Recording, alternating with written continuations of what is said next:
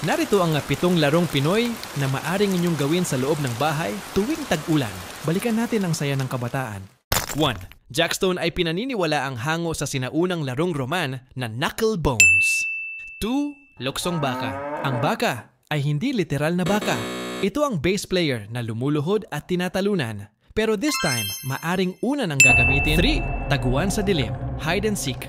Karaniwang pinapatay, ang ilaw o inaabot ng gabi ang laro, kaya naging taguan sa dilim.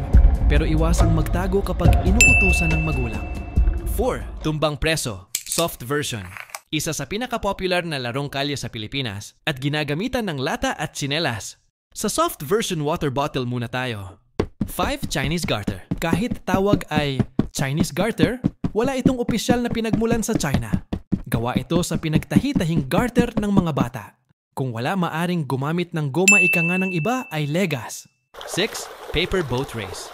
Nagsimula bilang simpleng origami project pero naging paligsahan. Lalo na tuwing may tubig ulan sa kalsada o batya sa bahay. This time, maaring batya plus electric fan or mini fan. 7. Pickup sticks. Ang larong ito ay nag-ugat sa Europe pero tinangkilik sa Pinas noong 80s at 90s. Kung wala maaring gamitin ang mga stick ng walis tingting na luma, maaring hugasan lang muna. Ikaw? Anong laro ang una mong naaalala tuwing tag-ulan?